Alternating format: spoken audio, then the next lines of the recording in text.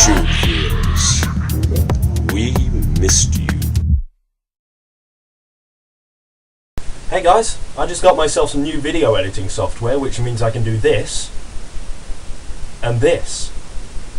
And having just established that my life is so painfully tedious that the novelty of new editing software is of groundbreaking importance to me, let's move on to our first story.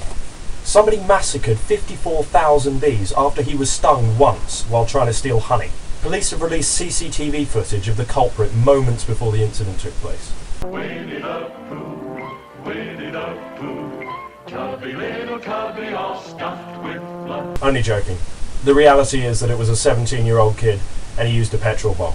Oh, but that's much less adorable. I know, and I'm sorry. But I don't make the news, I just benefit from the stupidity of others. Now, I've covered stories on overreactions before. I refer you to my You Can't Kid a Give video. I was in that! I hijacked a video.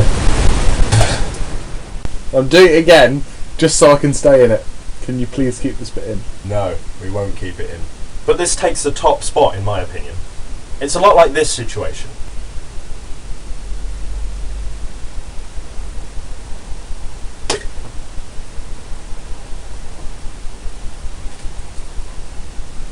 Son of a bitch. A spokeswoman said, "I don't understand why somebody would set fire to a hive with a petrol bomb.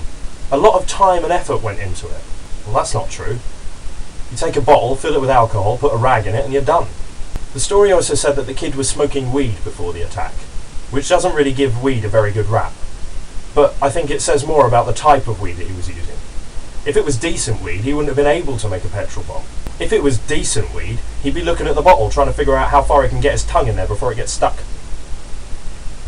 The website I got this story from describes the attack as cowardly, and I'm not sure I agree with that. Personally, I think it takes balls to suffer by the hands of one individual and decide to retaliate by taking it out on tens of thousands of its peers. That is foolish. You are so dumb. You are really dumb. For real. Stupid! You're so stupid! Alright guys, calm down. Stupid! Okay, I said calm down. They've got a point though. This kid was clearly not raised properly. He obviously thinks that 54,001 wrongs make a right, which is just a major flaw in basic mathematics. I think the lesson we need to learn from this, guys, is not to overreact. And if a bee stings you, just take comfort in knowing that it's probably dead by now. Now, most people watching this are probably aware of the new zombie TV series, The Walking Dead. And if you're not aware of it, you're missing out. It's awesome. There are adverts for it all over the place, and it's pretty hard to miss. But one of these adverts has been put in a really unfortunate place. It's been put on a billboard outside a cooperative funeral parlour. Now, I'm all for fantastic levels of irony, it helps me to write, but this is a bit insensitive. It's like putting a Budweiser ad outside a rehab clinic. Well, it took 2 years, but I'm finally It comes with fewer bubbles now? Although maybe people should see it as a beacon of hope. Sure, your loved ones are gone. They'll be back. But I think maybe there's a lot of fuss being made over nothing. I personally don't have a problem with visiting a funeral home and having implanted in my mind the image of the reanimated deceased roaming amongst the living and feasting on the flesh of innocent human beings, while the population of said innocent human beings diminishes day by day. I just don't like people. And the phrase, "you have your father's brains," will never mean the same thing again. To be honest, I'm not really worried about the zombie apocalypse. I think most people are just scared of the noise that they make. That and the fact that they want to eat you. But I think walking down a street full of zombies would sound a lot like walking down a street full of guys whose girlfriends have just caught them off guard by asking them what they like in a woman. Brains? Good news for those of you who were offended by this story.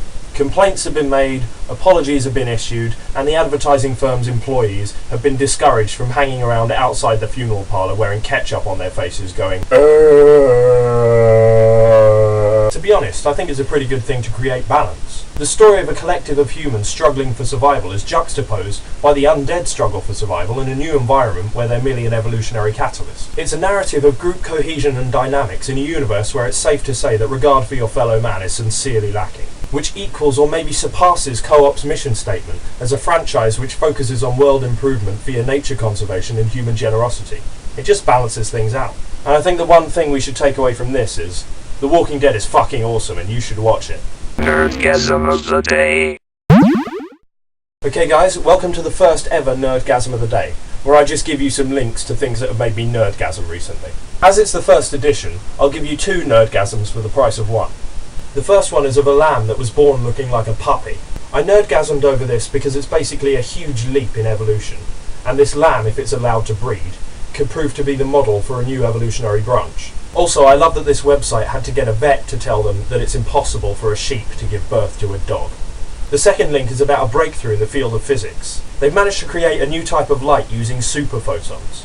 This made me nerdgasm because it's just so nerdgasm worthy. So yeah, check those out and let me know what you think. Comments, etc. down below. This is a boot, and this is me signing off. Have fun, guys.